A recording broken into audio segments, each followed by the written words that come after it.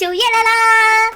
随着清宫剧的热播，我们能看见每个主子身边都有好多伺候他的宫女，她们身份卑微，只能在宫中战战兢兢的生活。但是能被选进宫的宫女都是美若天仙，身材较好的。既然美若天仙，那为啥出宫后却没人敢娶呢？接下来就让9月带你们走进宫女的一生。宫女其实早在封建王朝就已经开始盛行了，从秦朝到清朝一直都会有宫女的身影。在当时，那些有权力的人为了显示自己的身份高人一等，就想着让人来伺候自己，于是呢，宫女就出现了。在古代时期，宫女可是重要的人物。我们在清宫剧中可以看见，那些有权力的人都是过着衣来伸手饭来张口的日子，把脏活累活都交给了宫女去做，所以那些有权力的人也离不开宫女。而且如果有幸被选进皇宫，那么自己也算是有皇家身份的人了。有的宝宝就会问了，太监和宫女的性质不一样吗？确实一样，但是宫女有个独特的特权，就是如果自己美若天仙的话，就可以成为皇老板的人，自己的一生也就不用愁了。就比如《如懿传》的魏嬿婉，她从宫女身份一步一步走向了贵妃的位置。臣妾是皇上亲封的贵妃，本宫是皇上亲封的皇后。9月觉得她的人生应该是开挂了。所以呢，在宫女刚入选的时候，黄老板就立下规矩，必须要选13岁以上、20岁以下的人，太小的不要，年龄太大的也不要。这样一来，被选进宫中的宫女都是一些漂亮的小姐姐。当初选被选上之后，就要参加复选了。这时候，那些管事的人就会根据宫女的身份进行挑选。你们都是下三旗包衣的子女，应该已经学过宫里的规矩。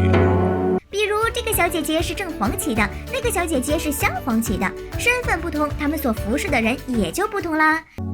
最好的就留在乾清宫伺候皇上，其余的都分到乾西4所，由各宫所用。当复试通过后，接下来就是要培训了。宫里掌事的人会教他们规矩和各种礼仪，之后就会按照身份分配给各个嫔妃，直到嫔妃去世，他们才会离开宫中。在普通人的眼里，觉得宫女能进皇宫就是一件非常光彩的事儿。其实呢，宫女的生活并不好，他们在后宫中除了要伺候嫔妃的起居生活，还要干各种差事儿，而且每天都有忙不完的工作，也没有自己固定的吃饭休息时间。他们每天都要在嫔妃面前恭恭敬敬的，除了干活就是想法讨好自己的主子。如果哪个嫔妃一不高兴，就会有性命之危。就比如说《甄嬛传》里的福子，因惹怒华妃，再加上她是皇后派来的人，一气之下就让太监把她给解决了。所以呀，在长期面对身体精神的压力下，让很多宫女的身体都出现了问题。她们在宫中的作息呢，大多数是不正常的。她们为了保住自己的性命，只能起得比嫔妃们早，在嫔妃睡下之后，她们才敢去休息。而这些被遣出宫的宫女，身体都是有问题的，她们只能把自己的嫁妆用来调养身体。而且在当时，医疗技术并不发达，他们把攒了一生的钱用来治病，就算花光了钱，有的也不会治好，只会白白浪费钱。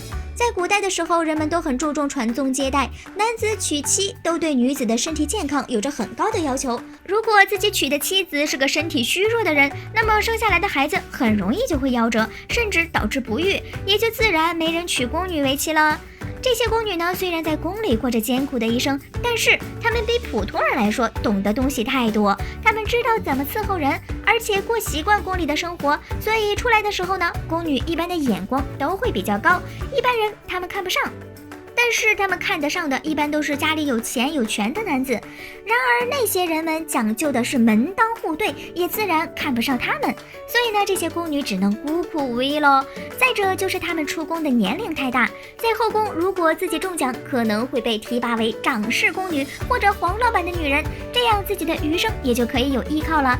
如果没有被黄老板选上，那只能在宫里安安分分的做一个小宫女啦。